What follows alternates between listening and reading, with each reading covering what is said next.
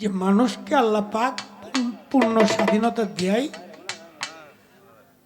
বানাইছে বা পাঠাইছে।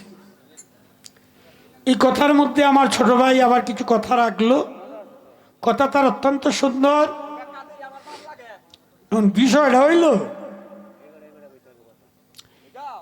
বিষয়টা হইল হযরত বড় পীর, তুমি যে বললা যে পূর্ণ স্বাধীনতা দেয় নাই, আমি নবী রাসূলদের ঘটনা বলছি না, শুধু বড় পীরের একটা ঘটনা বলি। হযরত বড় পীর আজরাইল রে এমন ভাবে থাপ্পড় মারছে, তার চোখ যে জায়গা ছিল সেই জায়গা থেকে একেবারে দূরে সরিয়ে ঝুলতেছে। এই চোখ লয়ে আল্লাহর বলে গেছে, এবারে এলাই দেহ তোমার মানুষে কি করছে। আজরাইলে যদি সর মারিয়া থাপ্পড় মারিয়া চোখ জুলাইল তো পারে, তার কি স্বাধীনতাটার বাহির হয়েছে। কিরকম মনে করো পূর্ণ স্বাধীনতাটা তুমি কোনটা বলছো? যে আমরা মানুষ মরণশীল।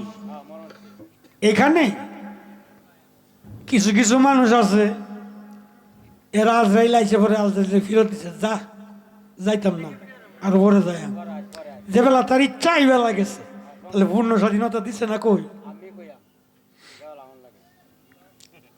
তাহলে পূর্ণ স্বাধীনতা পাইল না কই? তার মন মতো গেছে। তবে হ্যাঁ,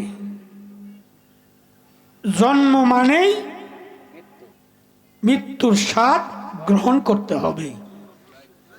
কুল্লু নাফসিন যায়কাতুল মউত, মৌতের পিয়ালা সবাইকে চূষণ করতে হবে। যত প্রাণী নামক যত আল্লাহর সৃষ্টি আছে, এখানে আল্লাহ পাক কাউকে খাতির করবে না তিল পরিমাণ।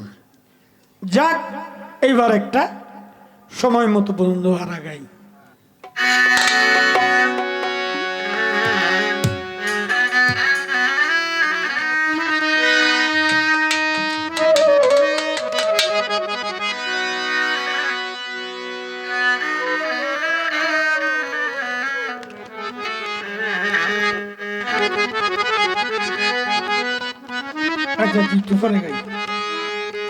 যারা লই আছি এটা গায়ে লই,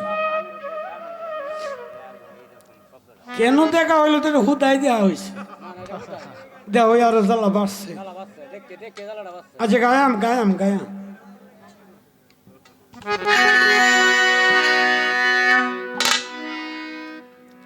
হগলে রসের সময়টা